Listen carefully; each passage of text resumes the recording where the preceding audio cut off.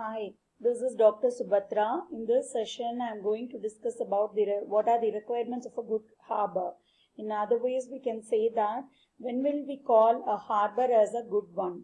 When there is a sufficient depth available for all the types of ships which are supposed to be visiting, and the bottom should be such a way that the vessel should be easily anchored during the high wind and tide.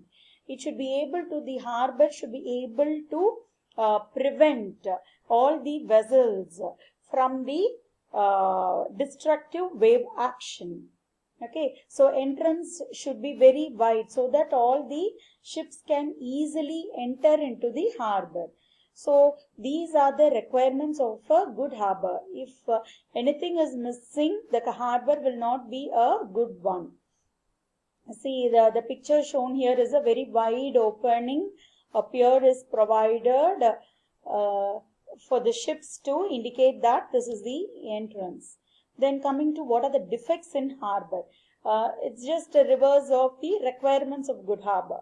When the depth is insufficient, there is no sufficient depth, and the size of the harbor is very small to accommodate the more number of ships, and there are obstructions for the entering of the ship. Then all these defects can be overcome during the planning and designing operation. If it is not taken care during that stage, the defects may occur. Then coming to the size of harbor. The size of a harbor depends upon how many number of ships we have to accommodate. And the length and width of the ship has to be taken care during deciding the size of the harbor. Then the next point is a harbor planning. It should be carried out after collecting all the necessary information of the existing features. Some of the points what we have to take care is the thorough survey has to be done about the depth of water and about the shore details, and which is the nearest harbor to that location. Then whether the harbor is a sheltered one or not. By selecting that place, whether any insects or animals or birds are getting destroyed from their dwelling place or not, that has to be taken care.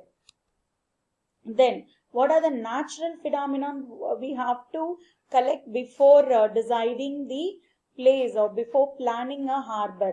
Are the storm details we have to collect, rainfall details, what is the range of tides and waves, that is the maximum tide height and the minimum one. Then about the temperature details, the maximum and minimum temperature. Then next is the wind details, that is the direction, duration and intensity of wind details. All these natural phenomena we have to collect the details for about 10 to 15 years before we are planning a harbor. Then the next topic is the site selection of a harbor.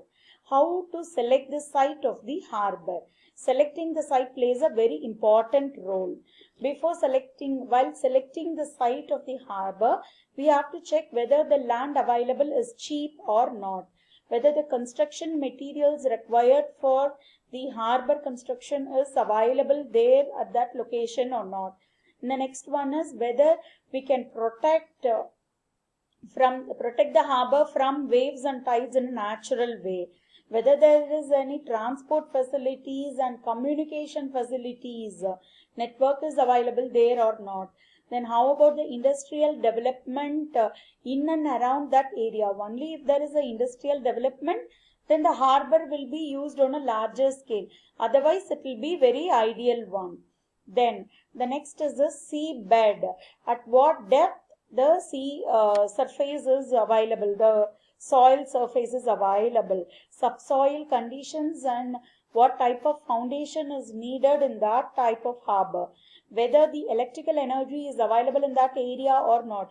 If we are selecting a harbor nearer to the forest area, then we'll find it very difficult to get the electrical energy.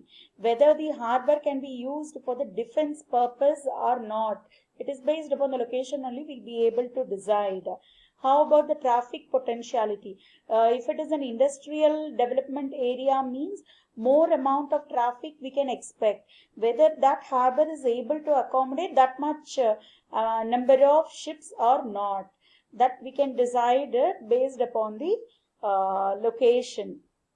So all these factors determines whether the site is suitable for the harbor or not. So this is all about the site selection of a harbor. All these contents I have taken from the slide share shown here. Thank you.